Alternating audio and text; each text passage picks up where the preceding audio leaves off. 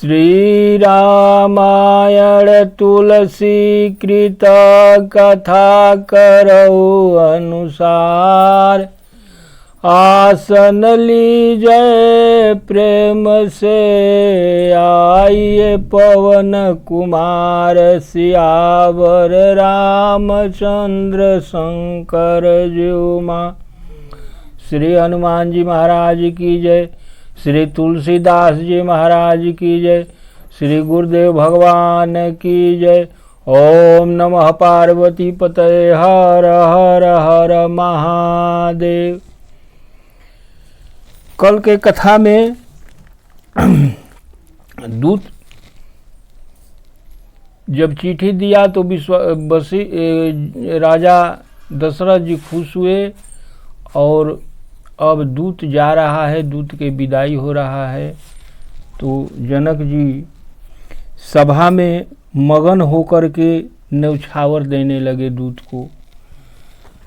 तो दूत ने न्यौछावर को नहीं लिया, कहा नीति के विरुद्ध है, ऐसा हम नहीं करेंगे। अपने हाथ को कान से दूत मूंदने लगे।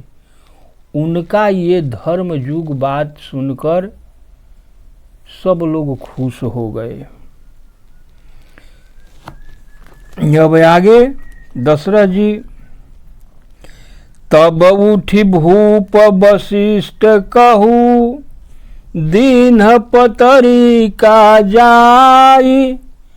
कथा सुनाई गुरहि सब, सादर दूत बोलाई। सियावर रामचंद्र शंकर ज्यू मां। तब दशरथ जी ने उठकर वशिष्ठ जी के पास जाकर कहे कि पत्रिका दिए, आदर पूर्वक दूतों को बुलाकर सारी कथा गुरु जी को सुना दिए।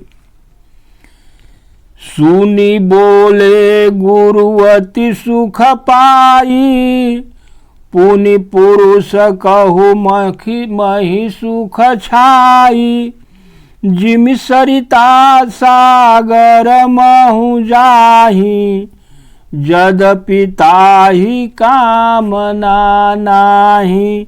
समाचार को सुनकर अत्यंत सुख पाकर श्री वशिष्ठ जी बोले, पुण्य आत्मा पुरुष के लिए पृथ्वी सुखों से भारी है,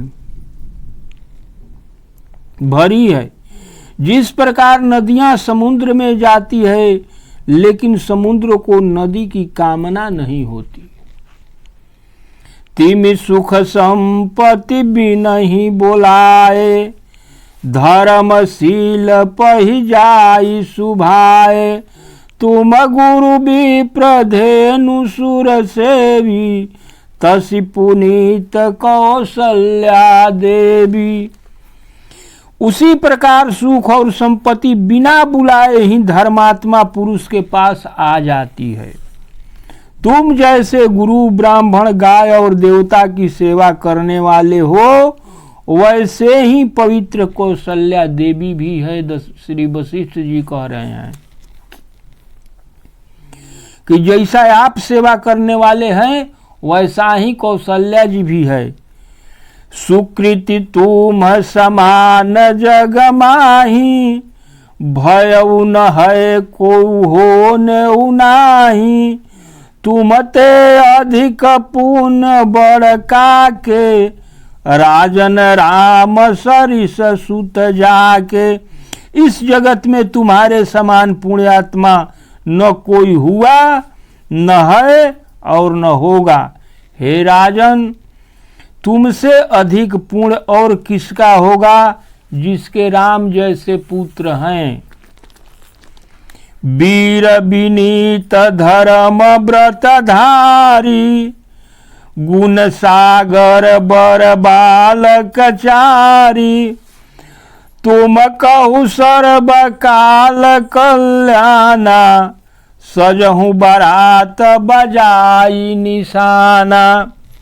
वशिष्ठ जी कहते हैं कि जिसके चारों बालक वीर हों, विनम्र हो, धर्म का व्रत धारण करने वाले हो, ऐसे गुणों के समुद्र हैं।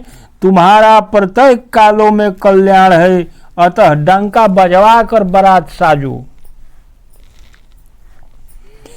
चलहु बेग सुनि गुरु बचन, भले ही नाथ सिर नाई।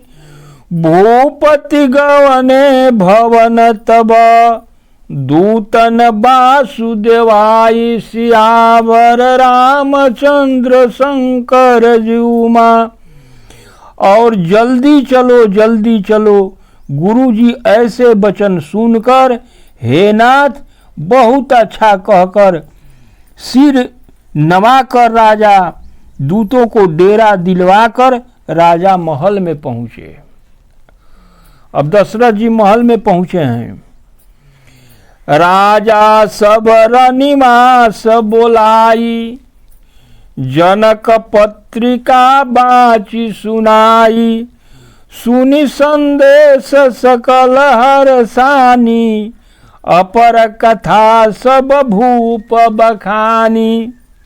राजा ने सारे रनिवास को बुलाकर जनक जी की पत्रिका बाँच करके सुनाई। समाचार सुन करके सब रानियां हर्षित हो गई। राजा ने फिर दूसरी बातों का भी वर्णन किया। प्रेम प्रफुल्लित राजहि रानी, मनहु सखिन सुनि बारिद बानी।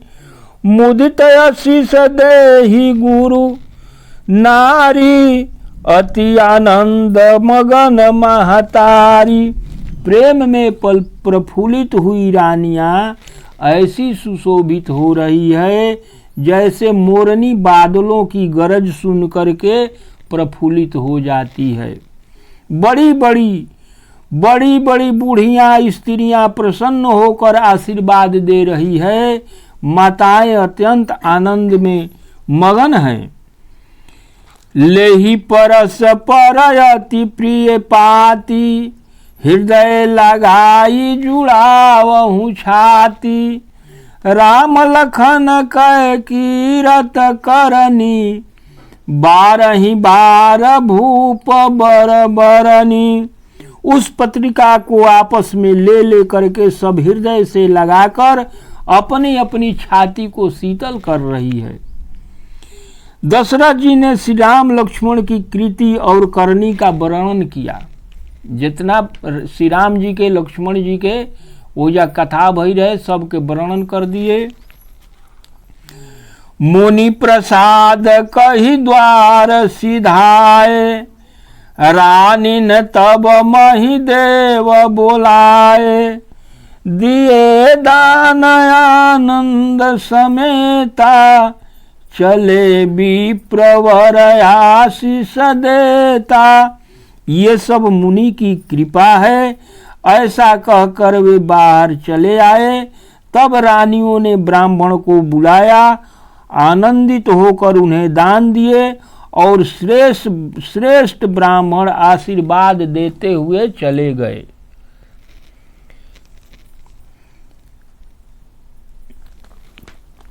दीन निछावर कोटि विधि, जाचक लिए हकारी।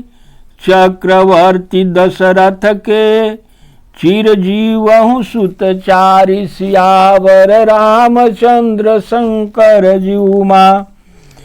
भिक्षुकों को बुलाकर करोड़ों प्रकार की निछावरें उन्हें दी गई। चक्रवर्ती महाराज दशरथ के चारों पुत्र चिरंजीवी हो ऐसा ब्राह्मण आशीर्वाद दे रहे हैं। कहत चले पहिरे पटनाना, हर सिंहने गह गह निशाना। समाचार सब लोगन पाए, लागे घर घर हो न बाधाए। इस प्रकार कहते हुए वे अनेक प्रकार के सुंदर वस्त्र पहन कर चले।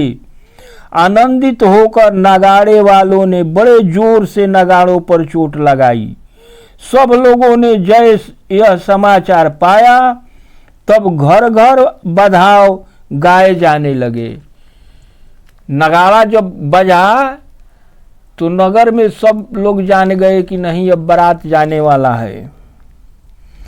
भुवन चारि 10 भराऊ छाहू, जनक सुता रघुबीर बियाहू।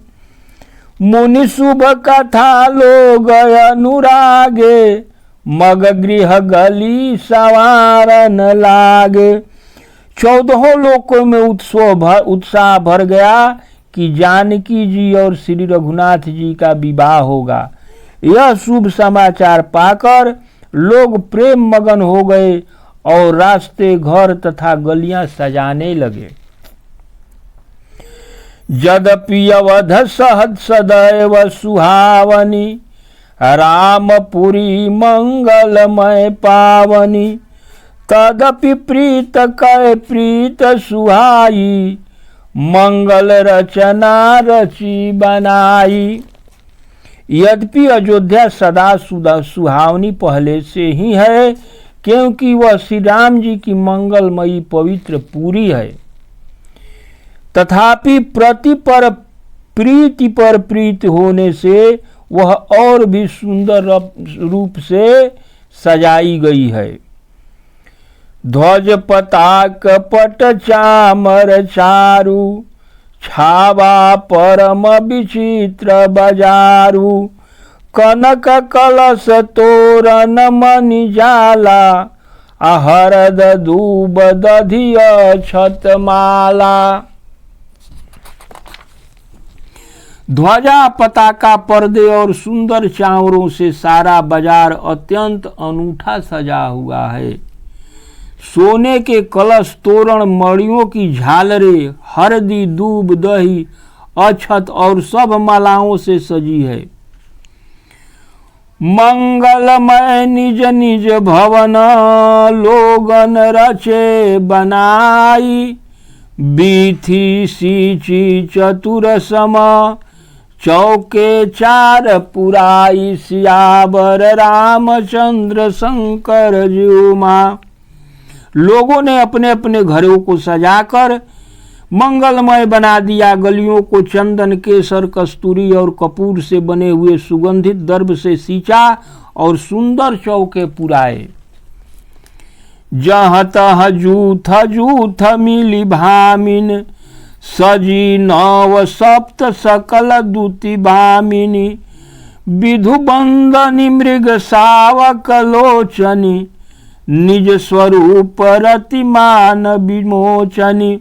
बिजलू की सी कांति वाली चंद्रमुखी, हरिण के बच्चे जैसे नेत्र वाली और अपने सुंदर रूप से कामदेव की पत्नी रति के अभिमान को छुड़ाने वाली सुहागिनी स्त्रियां 16 श्रृंगारों से सजकर जहां तहां झुंड के झुंड मिलकर के गावहु मंगल मंजुल बानी। सुन कल रहो कल कंठी लजानी, भूप भवन की मिजाई बखाना। विश्व विमोहन रचौ बिताना। मनोहर सुंदर सुर में मंगल गीत गा रही है, जिनके सुंदर स्वर को सुनकर कोयले भी लजा जाती है। राजमहल का वर्णन कैसे किया जाए, जहां विश्व को विमोहित करने वाला मंडप बनाया गया है श्री राजा दशरथ जी के घर में। मंगल दर्ब मनोहर नाना, राजत बाजत विपुल निशाना। कतहु बिरदि बंदी उचरही, कतहु वेद धुनि भूसुर करहूँ। अनेक प्रकार के मनोहर एवं मांगलिक पदार्थ शोभ्यमान हो रहे हैं और अनेक नगाड़े बज रहे हैं। कहीं भाट कुल कृति का उच्चारण कर रहे हैं तो कहीं ब्राह्मण वेद ध्वनि कर रहे हैं। गावहि सुंदर मंगल गीता, ले ले नाम राम अरु सीता। बहुत उछाऊ भवन अति थोरा, मानहु मगी चला चहुओरा। शादी ठीक हो जाता है तो सब लोग अपने अपने घर गीत गाते हैं। उसी तरह से राजा दशरथ के घर में पहले से गीत गारी सब युवती आकर के गा रही है। सुंदरी स्त्रियां श्री राम जी और श्री सीता जी का नाम ले लेकर के मंगल गीत गा रही है। अति उत्साह और महल अत्यंत छोटा है, इसलिए वह आनंद चारों ओर उमड़ पड़ रहा है। शोभा दशरथ भवन कई को कवि बरनय पार, जहाँ सकल सुर शीस मणि रामलीन अवतार, सियावर रामचंद्र शंकर जीउमा। दशरथ के उस महल की शोभा का वर्णन भला कौन कवि कर सकता है, जहाँ समस्त देवताओं के शिरोमणि श्री रामचंद्र जी ने अवतार लिया है। भूप भरत पुनि लिए बोलाई, है गए स्यंदन साजहु जाई, चलहु बेग रघुबीर बराता, सुनत पुलक पूरे दो भ्राता। फिर राजा ने भरत जी को बुलाया और कहा कि जाकर घोड़े, हाथी और रथ को सजवाओ तथा रामचंद्र जी की बारात में चलो। यह सुनते ही दोनों भाई भरत जी और शत्रुघ्न जी आनंद बस पुलकित हो गए। भरत सकल साहनी बोलाए, आयुष दीन मुदित उठ धाये, रचि रचि जिन तुर गति न साजे, बरन बरन बर बाजी बिराजे। भरत जी ने जब सुने तो भरत जी ने घुड़सवार के सभी अध्यक्षों को बुलाया और उन्हें घोड़े को सजाने के लिए आज्ञा दी। वे प्रसन्न होकर उठ करके चले। उन्होंने यथायोग्य जीने कसकर घोड़े सजाए, रंग बिरंगे उत्तम घोड़े सजा दिए गए। सुभग सकल सुठी चंचल करनी, ऐव जरत धरत पग धरनी, नाना जाति न जाहि बखाने, निदरी पवन जनु चहत उड़ाने। सब घोड़े अत्यंत सुंदर और चंचल चाल वाले थे। वे धरती पर ऐसे पैर रखते हैं जैसे जलते हुए लोहे पर रखते हों। अनेक जाति के घोड़े थे जिनका वर्णन नहीं हो सकता है। वे ऐसे तेज चाल के थे मानो हवा का भी निरादर करके उड़ना चाहते हो, इतना तेज घोड़ा। तीन सब छैल भये असवारा, भरत सरित बैराज कुमारा, सब सुंदर सब भूषण धारी, कर सर चाप तून कटि भारी। उन सब घोड़ों पर भरत जी के समान अवस्था वाले जितने भरत जी के उम्र के लड़के थे, सब उन्हीं अवस्था वाले सब छैल छबीले राजकुमार सवार हो गए। वे सभी सुंदर हैं और आभूषण धारण किए हुए हैं। उनके हाथों में धनुष बाण है तथा कमर में तरकस बंधे हुए हैं। छरे छबीले छैल सब सूर सुजान नवीन, जुग पद चरय सवार प्रति, जे असी कला प्रवीण, सियावर रामचंद्र शंकर जीउमा। सभी चुने हुए छैल छबीले सूरवीर, चतुर और नवजुवक हैं। प्रत्येक सवार के साथ 2 पैदल सिपाही हैं जो तलवार चलाने में अत्यंत निपुण हैं। बांधे बीरद बीर रन गाढ़े, निकसी भय पूर बाहर ठाढ़े, फेर ही चतुर तुर गगति नाना, हर सही सुनी सुनी पनव निशाना। सूरता का बाना धारण किए हुए सब वीर नगर के बाहर आ खड़े हुए। वे अपने घोड़ों को भांति भांति की चालों से घुमा रहे हैं और भेरी तथा नगाड़े की आवाज सुन सुनकर प्रसन्न हो रहे हैं। जब गांव से बाहर बारात निकलता है तो कैसे सजता है। रथ सारथी न विचित्र बनाए, ध्वज पताक मणि भूषण लाए, चंवर चार किंकन धुनि करही, अब भानु जान शोभा पहरही। सारथियों ने ध्वजा पताका मणि और आभूषणों को लगाकर रथों को अत्यंत विलक्षण बना दिया। उनमें सुंदर चंवर लगे थे और घंटियां सुंदर शब्द कर रही थी। वे रथ इतने सुंदर थे मानो सूर्य के रथ की शोभा को भी छीन लेते थे। सावकरन अगणित है होते, ते तिन्ह रथन सारथिन जी जोते, सुंदर सकल अलंकृत सोहे, जिन्हि बिलोकत मुनि मन मोहे। अंगड़ित श्याम कर्ण घोड़े थे, उनको सारथियों ने उन रथों में जोत दिया जो सभी देखने में सुंदर और गहने से सजाए हुए थे, जिन्हें देखकर मुनियों के मन भी मोहित हो जाते थे। जे जल चलहि थलहि की नाई, तापन बूढ़ बेग अधिकाई, अस्त्र शस्त्र सब साज बनाई, रथी सारथी न लिए बोलाई। जो जल पर भी जमीन की भांति चलते हैं, वेग की अधिकता से भी उनकी टाप पानी में नहीं डूबती। अस्त्र शस्त्र और सब साज सजाकर सारथियों ने रथियों को बुला लिया। चढ़ी चढ़ी रथ बाहर नगर, लागी जुरन बरात, होत सगुन सुंदर सबही, जो जेहि कारज जात, सियावर रामचंद्र शंकर जीउमा। रथों पर चढ़ चढ़ कर बारात नगर के बाहर जुटने लगी। जो जिस काम के लिए जाता है सभी को सुंदर शकुन हो जाते हैं।